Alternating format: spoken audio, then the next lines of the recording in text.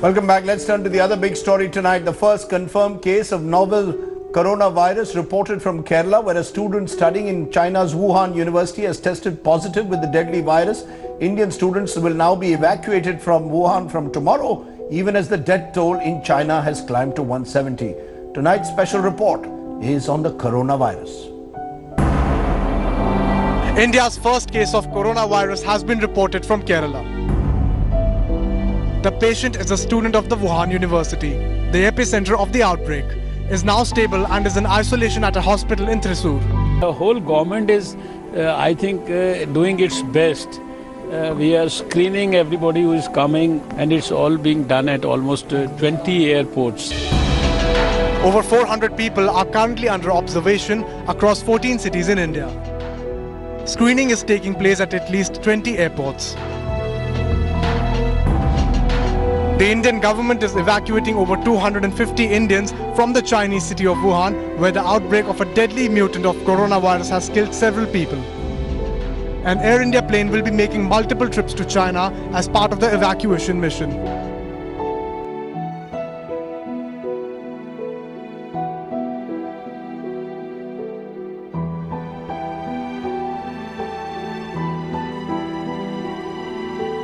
You may have heard in the news a man in China died from an infection with a virus known as HANTAVIRUS. Yes, you heard different, there is another virus on the agenda. So this virus originates from rodents like rats who are hosts to the virus. The virus is also contained inside the feces and urine of the rodent, even in the saliva. And if the virus becomes airborne, it can be inhaled by a human and result in infection. The virus can also enter through open wounds and also through bites. The symptoms of hantavirus include fever, muscle aches, which occur mainly in the large muscle groups, for example the thighs or the back. Fatigue is also a common symptom, alongside nausea, diarrhea and abdominal pain. At a later stage, at around 4 to 10 days of infection, symptoms of hantavirus pulmonary syndrome may occur, which includes coughing, shortness of breath and fluid filling of the lungs.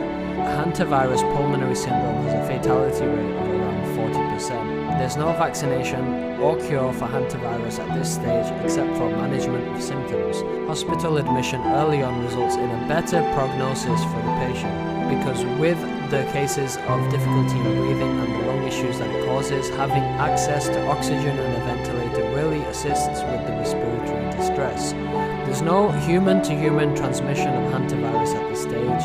The main passage of infection is breathing in the infected feces particles when they're floating around in the air, or rodent bites, and eating foods which are contaminated with rodent droppings. Those who are at risk of hantavirus are those who have infested houses, campers or people living near foresty areas, and those in close proximity to the rodent population in their day-to-day lives.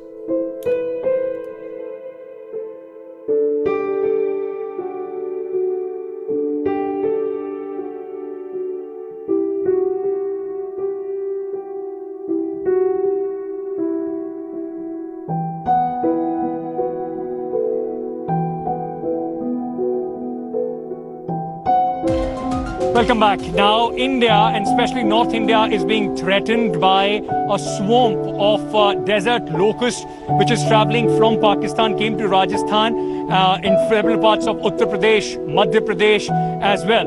Now, the experts believe that these locusts, if winds are favorable, could in fact hurt the farmlands, the crops, not only in North India, but also Delhi could lose a lot of green cover if they manage to reach here. Take a look at this attack of the locust in our already distressed situation because of the COVID-19 lockdown.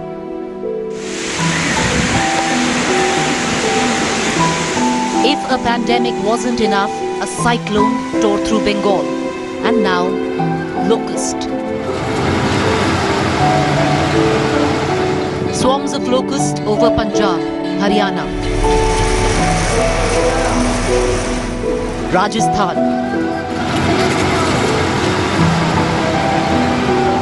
Uttar Pradesh,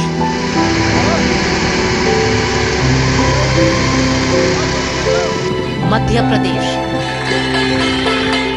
attacking fields, eating up standing crop within hours, leaving in its wake a trail of destruction and misery. In what is slowly registering as the worst locust attack we have seen in 3 decades, till now, over 104,000 acres of cotton, summer pulses and vegetable crops have been totally destroyed by locust in 6 states. To minimize crop damage, state governments have activated a pesticide campaign. Farmers on their own are using smoke, loud noise to ward off swamps, beating parleys.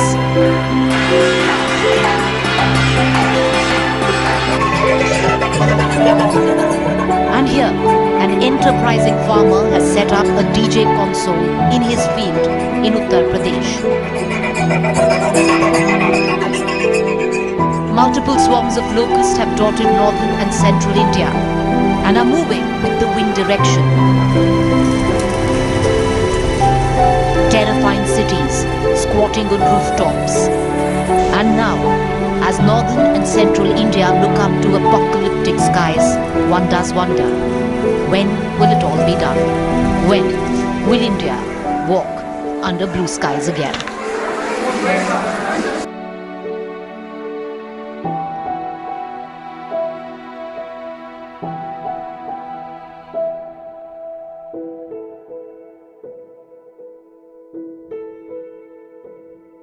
News from Telangana, where heavy rain is expected for the next 48 hours and a high alert has been sounded in many areas as it has been raining non-stop across several districts, including Hyderabad. Many buildings declared vulnerable. Let's go across to Uma for more on that. Uma, what is the latest and is it raining heavily?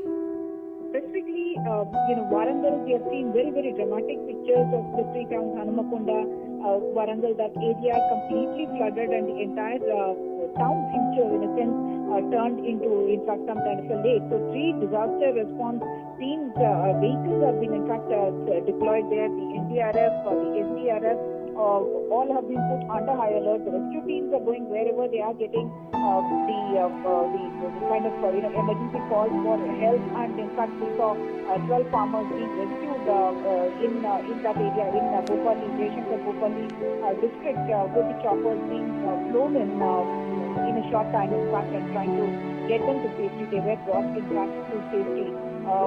Despite all this flooding, I must say the number of cases of people losing life has been limited. We have heard about in Mulugu, a mother and a daughter dying because of the collapse of the structure. Even in Hyderabad, we have spoken about 600 dilapidated, vulnerable structures, and where people have been told that they must come out. Even the underground kind of basements, they have been told not to indulge in any digging and people should be moved away from those areas.